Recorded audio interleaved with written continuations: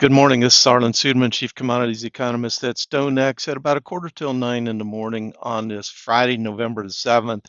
Uh, Rare earth minerals may again be a problem for the trade agreement with China. We continue to monitor the situation, and as I've indicated previously, rare earth minerals and magnets are still the biggest hotspot in the tensions between China and the United States. These are the products that are essential components for much of today's high-tech manufacturing economy, everything from cell phones to F-150 pickup trucks, everything in between almost requires rare earth minerals and magnets in some part of the process.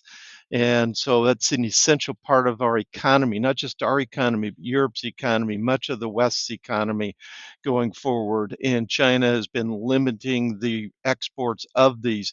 But not only that, of the manufacturing of defense weapons, today's advanced defense weapons, these rare earth minerals and magnets are essential for that.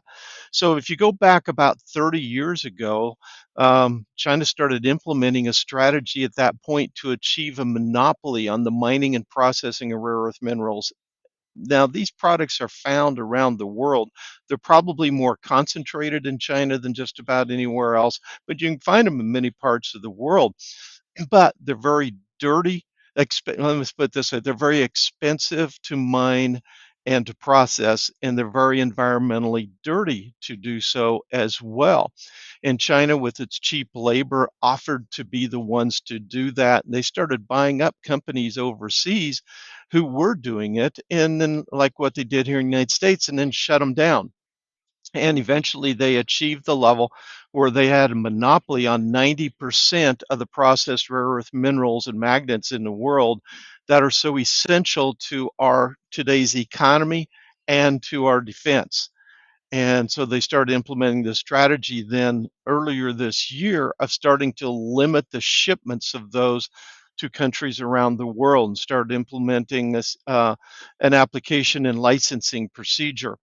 Now, they further tightened down in October. The first week of October, they announced more plans to further tighten down and now limit nearly all rare earth mineral and magnet exports, not just to the United States, but to virtually the entire world, especially the Western world. And President Trump reacted to that by threatening an additional 100% tariff on goods coming from China on November 1st if China continued to implement these restrictions. Well, on the last week of October, we heard that there was an agreement that had been reached between China and the United States that it would suspend its restrictions on the exports of rare earth minerals and magnets for 1 year, and in return for the United States not implementing its 100% additional tariffs on top of what it additional already had in place. And some other things were thrown in there, like the imports of 12 million metric tons of soybeans over the purchase over the next couple of months, and another 25 million metric tons per year in each of the 3 successive years. And also there was agreement on implementing or importing other ag commodities as well as energy commodities as well. The details of that are still being worked on. We still don't have a signed agreement, and that's starting to make the world kind of nervous right now, the markets in particular kind of nervous. Now, uh, as we look at what's happening here now, and China's starting to implement this suspension, shall we say, is they're developing a new application and licensing process. They already had an application and licensing process that was creating many of the problems, but now it's a new licensing and processing uh, application process, according to sources being reported by Reuters. And it may take months to develop this. In other words, continuing to squeeze the supply of rare earth minerals and magnets that are out there. If you look back at the process they've had in place already over the last 6 months, Reuters reports that European Union firms have submitted over 2,000 or roughly 2,000 applications, and 6 months later, only about half have been accepted. and from what we hear from private industry, in order to be able to be granted this opportunity to receive these rare earth minerals and magnets, they have to provide very detailed plans of how they're used in the manufacturing process, and including pictures that risk giving away proprietary secrets on the production process of these goods to China. And so all of it's still very problematic overall for many developed economies who are very dependent upon these rare earth minerals and magnets. So why does all of this matter?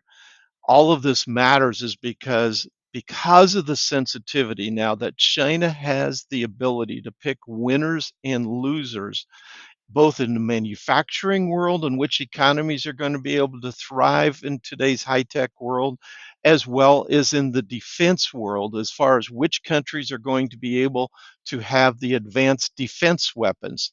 The world has to decide whether they're comfortable with China being in that position of choosing the winners and losers of our manufacturing economy and of our ability to defend ourselves. The world's going to have to decide.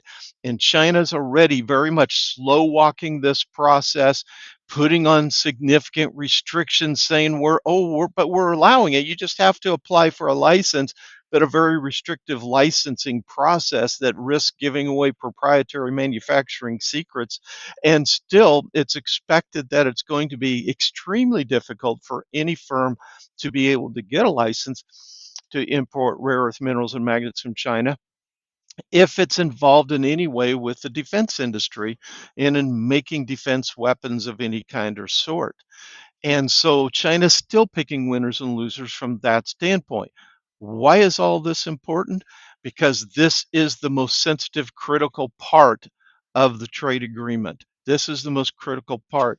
It has to do with national security. You're not going to hear President Trump or any other Western world leader talk about their vulnerabilities because of these restrictions, because they don't want to publicly state how vulnerable they are in the inability to produce defense weapons.